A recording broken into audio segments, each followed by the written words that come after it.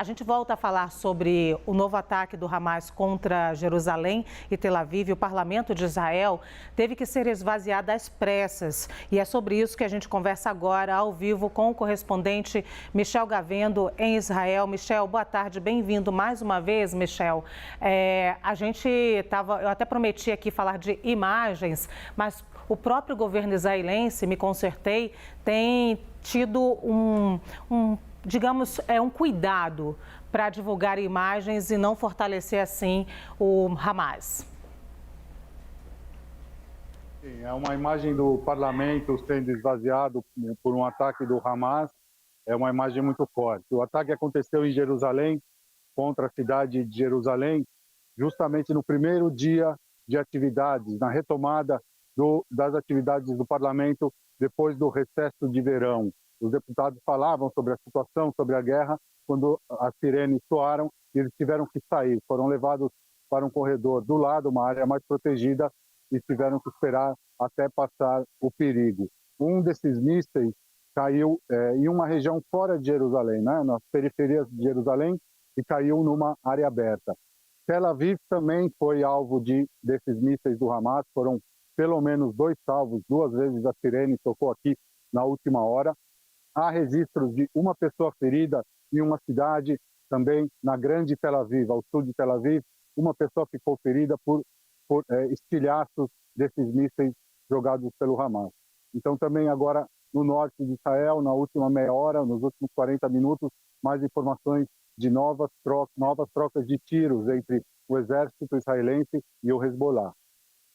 Ô, Michel, ainda atualizando esse início de jornal aqui, atualizando o que aconteceu então desses foguetes do Hamas direcionados ao território israelense enquanto o parlamento se reunia, os discursos lá, nós temos informações também, eram discursos muito quentes, né? Esse é o primeiro encontro, eu ouvi você falando sobre isso, é o primeiro encontro então de parlamentares depois de um longo tempo e é o primeiro durante essa guerra e os discursos prometiam Israel vai acabar com o Hamas, as pessoas vão voltar para casa, não é isso, Michel? Foi muito importante também para a população israelense.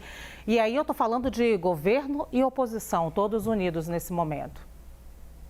Sim, apesar de haver aqui um governo de guerra, um governo de união entre a oposição, que aceitou entrar na coalizão do premier Benjamin Netanyahu durante o tempo de guerra, também para demonstrar uma certa união no país, uma certa solidariedade e uma direção política única em tempos de guerra. E o premier Netanyahu fez um discurso muito duro nessa sessão do parlamento. Ele direcionou ameaças contra o Irã. Ele também hoje se encontrou com Antony Blinken, secretário de Estado norte-americano, e fez declarações duras, todas as declarações direcionadas ao Irã. Israel mais cedo disse que não vai aceitar uma trégua, apesar da situação na faixa de Gaza. O exército afirma que está acompanhando a saída de 500 mil palestinos do norte da faixa de Gaza em direção ao sul, mas não há concordância de Israel para uma trégua. Israel afirma que o Hamas usa essas tréguas para se rearmar, se reagrupar e preparar novos ataques. No lado do Egito também, os caminhões com ajuda humanitária, alimentos, remédios e água continuam esperando a abertura desses portões. Então, a situação em Israel, a gente entra numa espécie de rotina de guerra em que ataques do Hamas, os bombardeios israelenses na faixa de Gaza continuam e a pressão internacional ainda não foi suficiente para conseguir uma trégua. O que pode acontecer, sim, é uma trégua pelo lado israelense, concordar com uma trégua a partir do momento em que tenha informações sobre os reféns.